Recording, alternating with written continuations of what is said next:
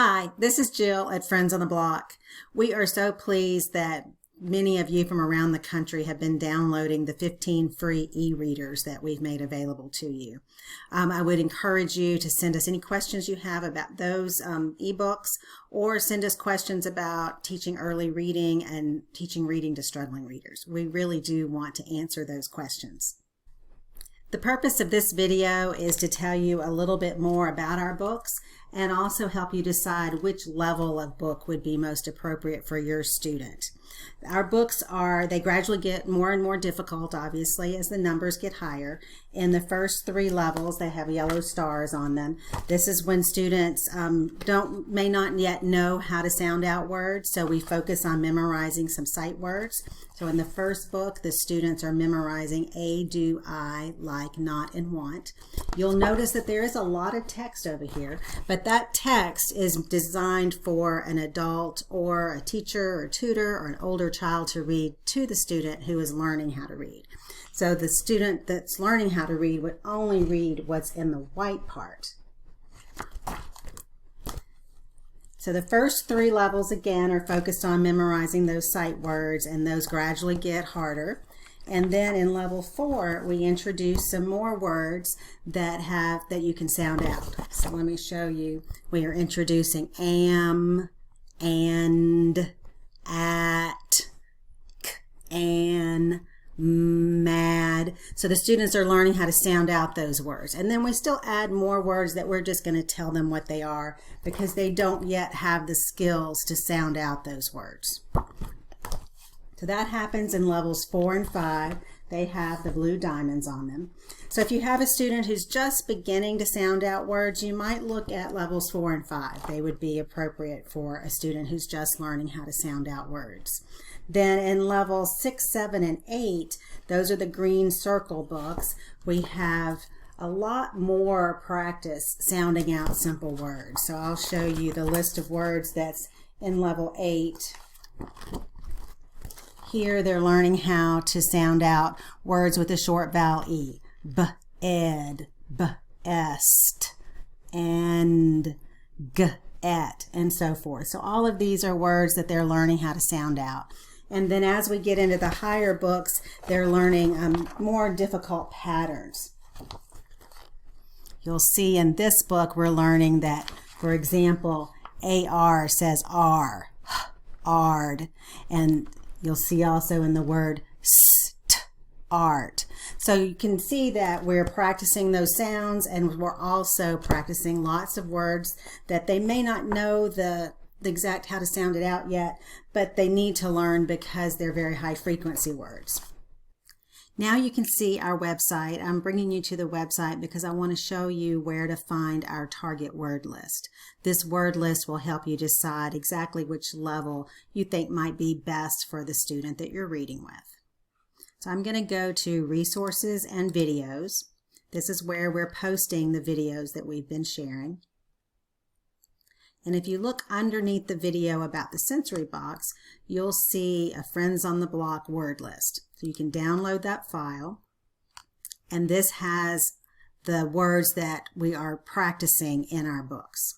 So the first level has 6 words. If you think the student that you're working with knows all 6 words, then skip that level and go on and look at level 2. If you think they know the words in level 2, then go on and look at level 3. And you would just start wherever you think that child needs to be practicing. If you're not really sure, or you think they know a few of the words in level 2, but not all of them, I would recommend that you just start in a level that's kind of easy for them. So if you're not sure, I would pick a lower level. If you're debating between level 2 and level 3, then go with level 2, read that book once, see how they do in that book, and you may want to practice it a couple of times if they really need some more practice with those particular words, and play some games with those words, do some things to help them firm up that they know those words before you move on to level 3. And you can move to the next level as soon as they know most or all of the words in the level that you're working with. So you stay in level 3 until they know those words, and then you move on to level 4.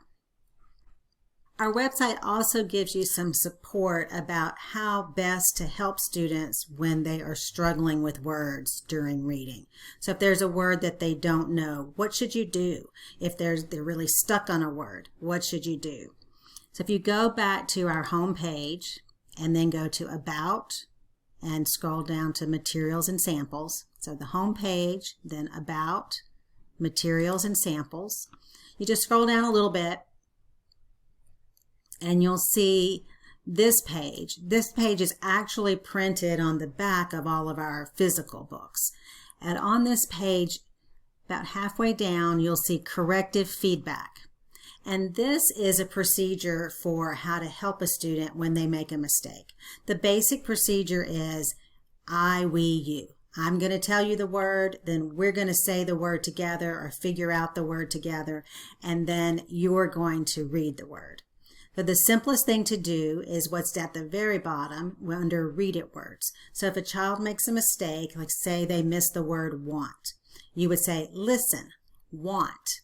Read it with me, and then together you would both read want, and then say your turn, and the child would say want. And then the most important thing is at the very bottom is you need to go back to the beginning of the sentence. And I would get in the habit of doing that every time they make a mistake. If they don't know a word, you tell them the word, you say the word together, and then you go back to the beginning of the sentence. That gives them extra practice, and it also helps them with comprehension, so they don't lose the meaning of the story. So you can do that with any error that they make. If they don't know what a word is, you can follow this procedure. If they say the wrong word, you can follow this procedure.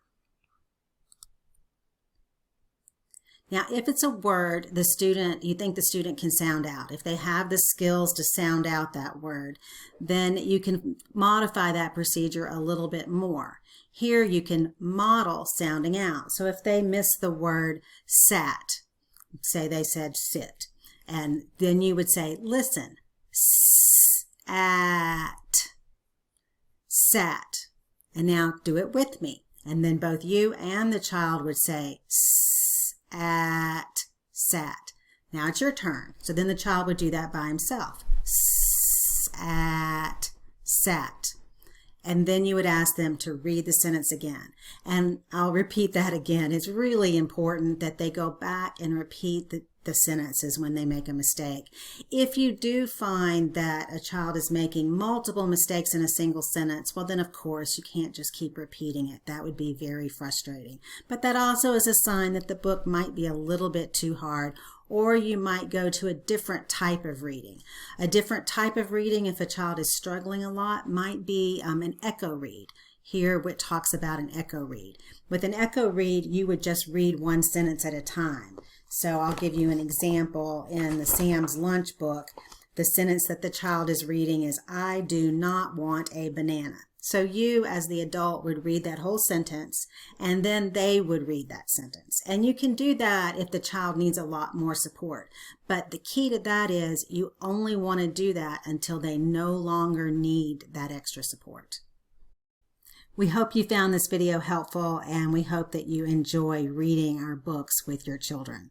Please post any questions that you have, or comments, or even pictures. We would love to see them.